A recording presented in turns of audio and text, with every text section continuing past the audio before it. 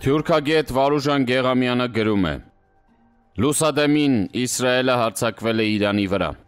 Իսրայելը մի քանի ժամ առաջ ավիահարվածներ է հասցրել Հայաստանի հարևան եւ բարեկամ Իրանի տարածքին։ Թիրախում են հայտնվել Թեհրանը, Թավրիզը եւ այլ բնակավայրեր, ռազմական ու միջուկային ենթակառուցվածքներ։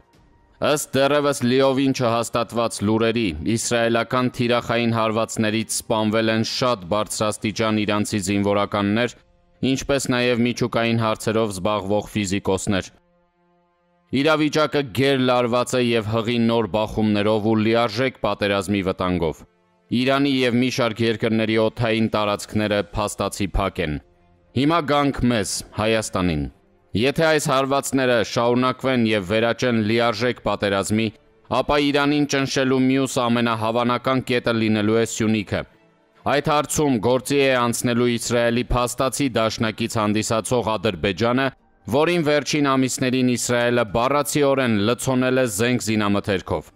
Հատկապես որ Թուրքիայի զինված ուժերն էլ զորավարժությունների անվան տակ այս պահին եւ առնվազն մինչեւ հունիսի վերջ Նախիջևանում են լինելու, այդպիսով ապահովելով Սյունիքի արևմտյան կողմի վրա ճնշումը։ Սա դեպքերի եւ իրադարձությունների զարգացման ամենահավանական սցենարներից է։ Պատկերավոր ասած, Հայաստանը նստած է վառոդի տակառի վրա, իսկ վառոդի հոտը թաքցվում է մեր հանրության կողմից եւ դրա փոխարեն ամեն օր ցանում են էժանագին օծանելիք, ներդրումներ, կրթվել եւ այլն, եւ թուլացնում ազգային ինստիտուտները։ Մերձավոր արևելյան այս ճգնաժամի մեջ հայ եկեղեցին կարող է ոչ միայն ներքին, այլև արտաքին կարևոր դերակատարում ունենալ, հաշվի առնելով նրա դերը, հարգանքն ու կապերն այս տարածաշրջանում։